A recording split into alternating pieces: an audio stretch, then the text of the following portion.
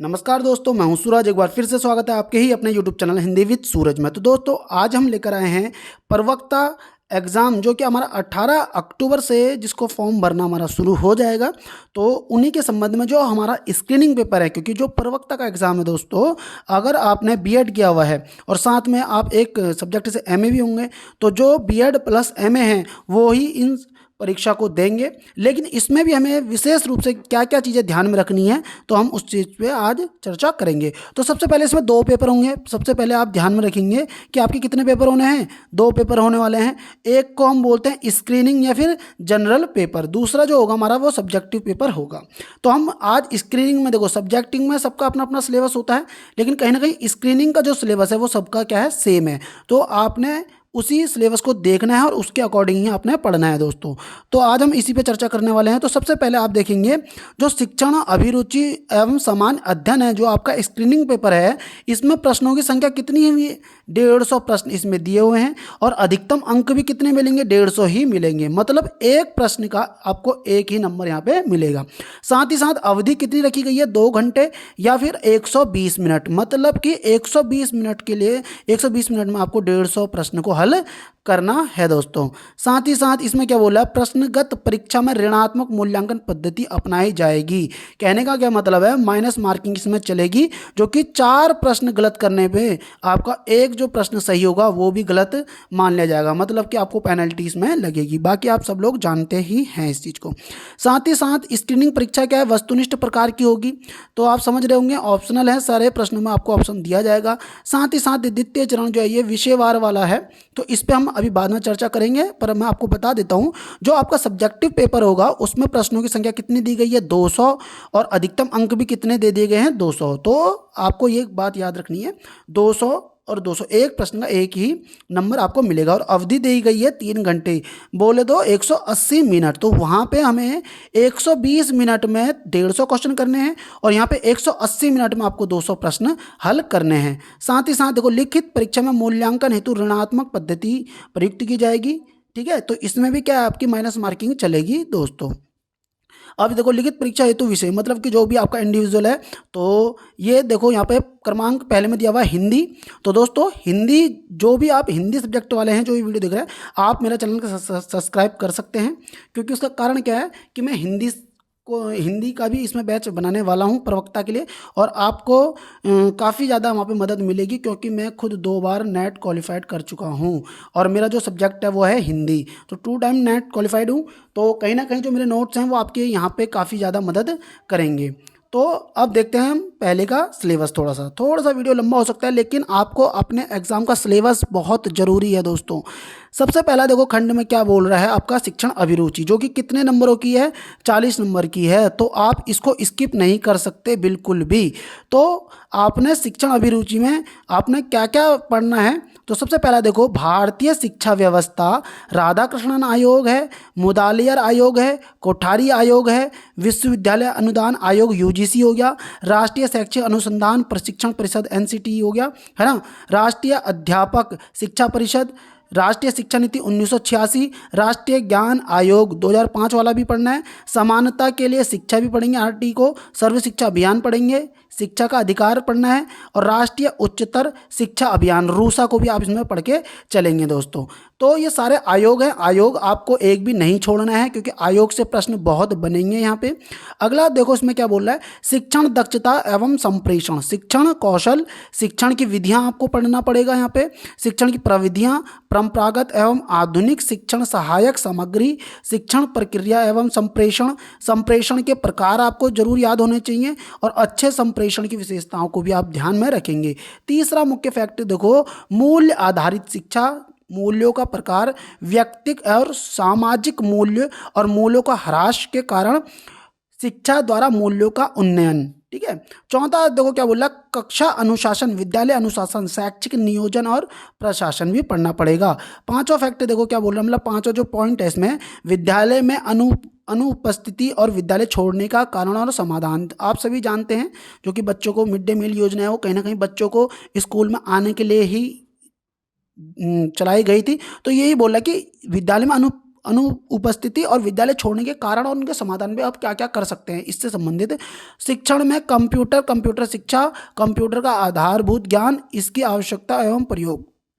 तो आप इसको जे छठा वाला पॉइंट है स्टार मार्क करके रखेंगे, ये प्रश्न पक्का बनेगा यहाँ से। शैक्षिक तकनीकी प्रकृति प्रकार, आवश्यकता एवं उपयोग, शिक्षण व्यवसाय एवं कार्य संतुष्टि, विद्यार्थियों के व्यक्तित्व में विकास, शिक्षण की भूमिका। और 10वां पॉइंट है शैक्षिक मूल्यांकन, आवश्यकता प्रकार और विधियां। तो दोस्तों जो जर्नल पेपर है इसका जो 40 नंबर का पोर्शन था शिक्षण अभिरुचि, काफ़ी बड़ा सिलेबस है और प्रवक्ता में भी आपको काफ़ी बारीकी से अध्ययन करना पड़ेगा दोस्तों। दूसरा जो खंड आ रहा है इसमें सामान्य अध्ययन बोल रहा है, जो कि 35 नंबरों का है। तो प्रश्नों की संख्या कितनी हो गई? 35, मतलब एक प्रश्न का एक ही आपको अंक मिलेगा। तो सबसे पहले राष्ट्रीय एवं अंतर्राष्ट्रीय महत्व की समसामयिकी घटनाएं, मतलब कि कहीं ना कहीं करंट अफेयर की ये बात कर रहे हैं। दूसरा खेलकूद एवं मनोरंजन, राष्ट्रीय और अंतर्राष्ट्रीय स्तर पर। तो अभी आप देखते हैं कि अभी ओलंपिक है ना, या वर्ल्ड कप, काफ़ी सारी चीज़ें हुई हैं, तो उनसे रिलेटेड भी आपको याद रखना है। और भारत का इतिहास में देखो प्राचीन भी पढ़ना है, मध्यकालीन पढ़ना, आधुनिक पढ़ना है। साथ में संस्कृति एवं राष्ट्रीय आंदोलन तथा राष्ट्र निर्माणकारी गतिविधियां भी पढ़ना है। कुल मिला के इतिहास को पढ़ना पड़ेगा आपको। भारत और विश्व का भौगोलिक ज्ञान, मतलब इंडियन ज्योग्राफी और वर्ल्ड ज्योग्राफी को भी हल्का हल्का आप पढ़ के चलेंगे। हल्का तो मैं बोलूँगा नहीं यहाँ पे, क्योंकि आपको बारीकी से सारी चीज़ें अच्छे से ही पढ़नी होगी दोस्तों, है ना। अब देखो क्या बोल रहा है 5वां, प्राकृतिक संसाधन प्रकार, नियोजन, संरक्षण और संवर्धन इत्यादि। 6ठे नंबर पे भारतीय संविधान की प्रमुख विशेषताएं, जैसे कि मौलिक अधिकार, मूल कर्तव्य तथा राज्य के नीति निर्देशक तत्व, उपभोक्ता सशक्तिकरण, उपभोक्ता के अधिकार कर्तव्य, उपभोक्ता संरक्षण अधिनियम 1986, बौद्धिक संपदा का अधिकार, शिक्षा का अधिकार अधिनियम 2009, सूचना का अधिकार 2005। तो दोस्तों ये भी आपको पढ़ना है। वर्ड मतलब कि पॉलिटी को भी आपको अच्छे से पढ़ना पड़ेगा। साथ ही साथ में पॉलिटी में आप देखो उपभोक्ता अधिकार ये भी पढ़ना पड़ेगा आपको। और कहाँ दूसरा, उपभोक्ता संरक्षण अधिनियम 1986 आप जरूर पढ़ के जाएं। साथ ही साथ में शिक्षा का अधिकार अधिनियम 2009 और सूचना का अधिकार अधिनियम 2005 को भी बारीकी से आप पढ़ के चलेंगे दोस्तों।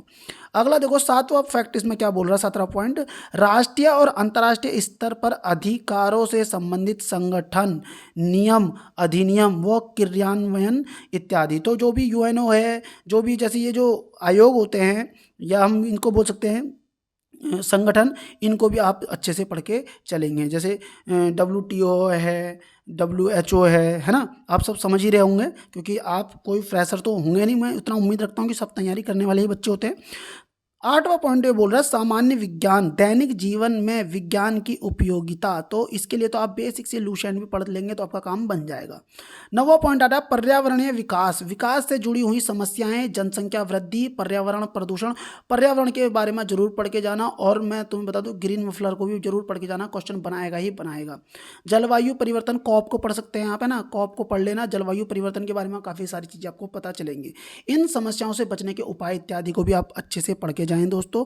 10वां पॉइंट आ रहा है आपका राष्ट्रीय आय की अवधारणा, अंतर्राष्ट्रीय और भारतीय अर्थव्यवस्था, कृषि, वाणिज्य एवं उद्योगों के विकास की दशा एवं दिशा इत्यादि। तो दोस्तों ये हमारा 10 कंप्लीट हो गया।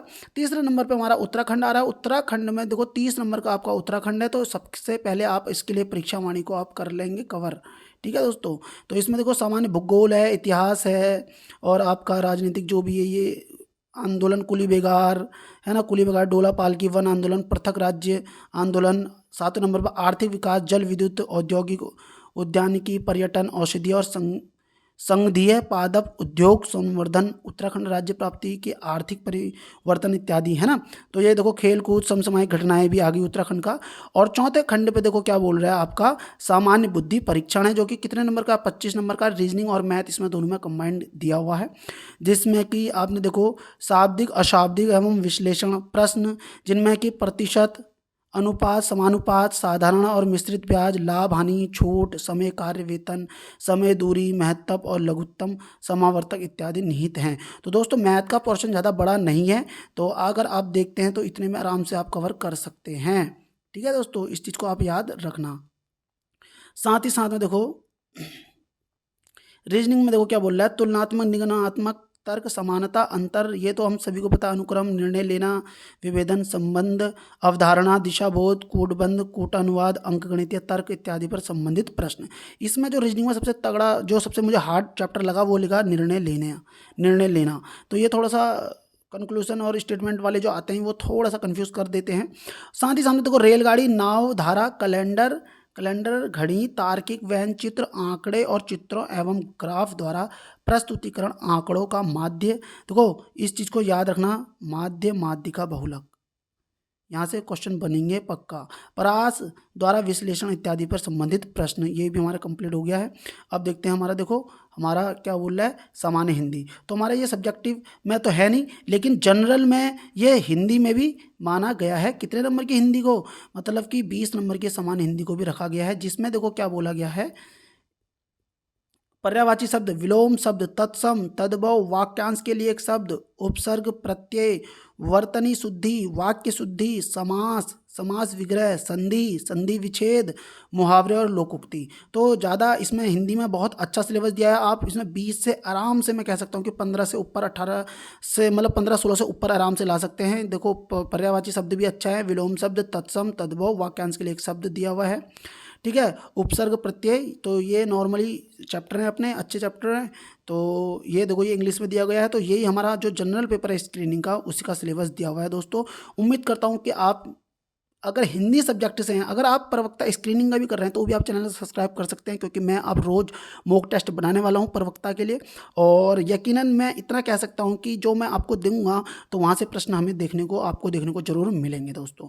तो अगर आप मेरे चैनल पर नए हैं तो चैनल को सब्सक्राइब कर सकते हैं। बाकी अगर आपका कोई भी दोस्त है जो हिंदी सब्जेक्ट वाला है तो आप उसको भी वीडियो भी शेयर कर सकते हैं, क्योंकि कहीं ना कहीं हिंदी सब्जेक्ट के प्रवक्ता के लिए ये बहुत अच्छा चैनल होगा दोस्तों, क्योंकि मुझे विश्वास है कि जो चीज़ें मैं आपको दूंगा वो पेपर में ज़रूर आएंगी, ठीक है। तो उम्मीद करता हूँ आज की वीडियो आपको अच्छी लगी होगी, और आज की वीडियो अगर आपको अच्छी लगी है तो प्लीज़ वीडियो को लाइक करना, चैनल को सब्सक्राइब करना। मिलते हैं आपसे नेक्स्ट वीडियो में। Thank you, bye bye.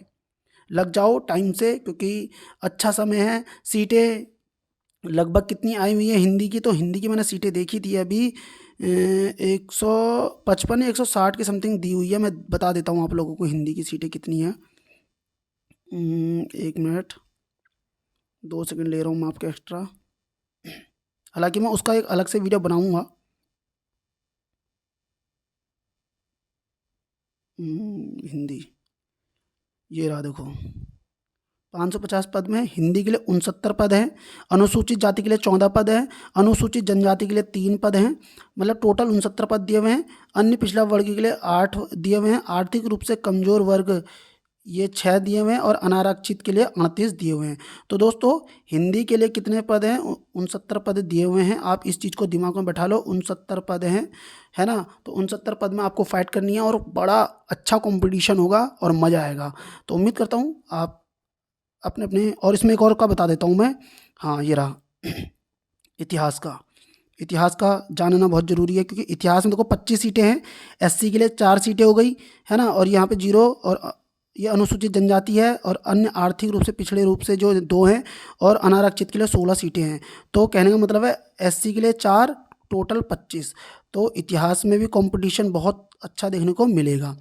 तो उम्मीद करता हूँ आपने वीडियो को लाइक करा होगा, और अगर आप मेरे चैनल पर नए हैं तो चैनल को सब्सक्राइब कर सकते हैं। और हिंदी से प्रवक्ता स्क्रीनिंग प्रवक्ता के लिए आप चैनल को सब्सक्राइब करें, यकीनन आपको काफ़ी ज़्यादा बेनिफिट मिलेगा। तो मिलते हैं नेक्स्ट वीडियो में। Thank you, bye bye.